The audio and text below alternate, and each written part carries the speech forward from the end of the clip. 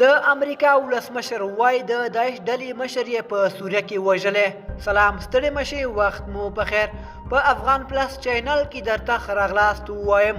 افغان پلس چینل تل ستاسو په چوپړ کې، نو همدا اوس در سره چینل سبسکرایب کړئ. امریکایي چارواکي وایي د سوریې شمال کې د دوی پوځیانو عملیات کړي چې پایله کې د داعش ډلې مشر او یو مرستیال وژل شوی دی.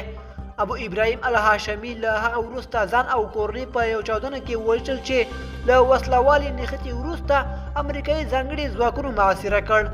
د امریکا ولسمشر جو بایدن د پنجشنبې په ورځ په دې عملیاتو کې د داعش ډلې مشر وژل کېدو په هکله وویل چې د نړۍ پر وړاندې د ترهګرۍ یو ګواښ له منځه ولاړ.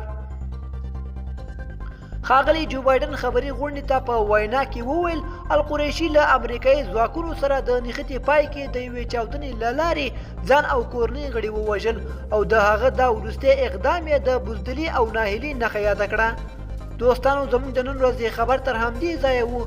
تر بیا ښه وخت.